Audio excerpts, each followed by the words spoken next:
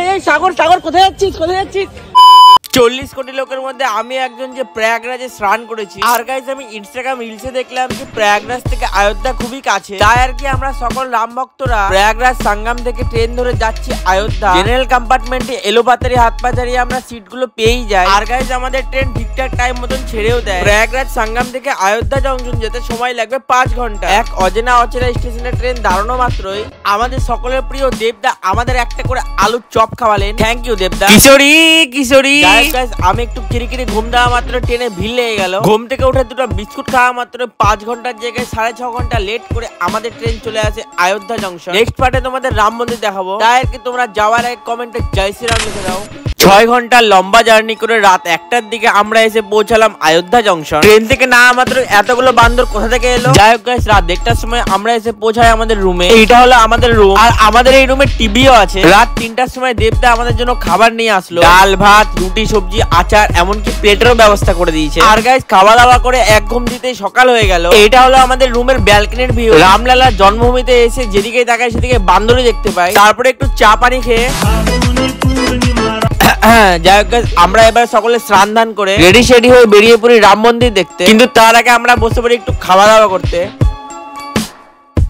যাই হোক গাইস পেট ভরে লুচি সবজি খেয়ে আমরা এবারে যাচ্ছি রাম মন্দিরের দিকে। রাম মন্দিরে ঢোকার এত নিয়ম কারণ আমার দ্বারা 1 মিনিটে বলা সম্ভব না, তাই ওটা নেক্সট পার্টেই বলবো। আজকে তো আমরা রাম মন্দির চলেই আসলাম।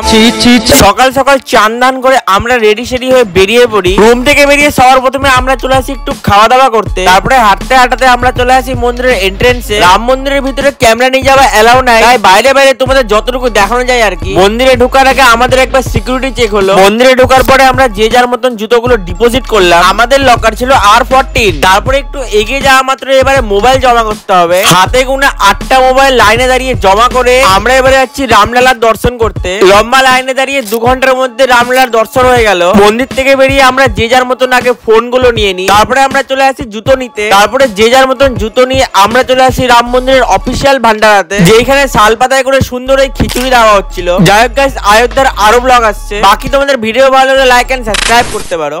আগের পার্টে তোমাদের দেখালাম অযোধ্যা রাম মন্দিরের কিছু কালো সত্যি, কিন্তু আজকে তোমাদের দেখাবো অযোধ্যার রক্ষাকর্তা শ্রী হনুমানজিকে। অযোধ্যার রামলালার দর্শন করে শালপাতায় খিচুড়ি খেয়ে আমরা চলে আসি আমাদের হোটেলে। আর হোটেলে এসে আমরা ব্যাগপত্র নিয়ে হোটেল ছেড়ে বেরিয়ে পড়ি। আর গাইস আমরা এখন রাম মন্দিরের সামনে দিয়ে যাচ্ছি হনুমান ঘাড়ি। এই মন্দিরের সব থেকে বড় মান্যতা আছে যে এখানে বসে নাকি হনুমানজি সমস্ত অযোধ্যার রক্ষা করে। নিচ থেকে হনুমানজির ফেভারিট লাড্ডু নিয়ে আমরা এবারে যাচ্ছি উপরে।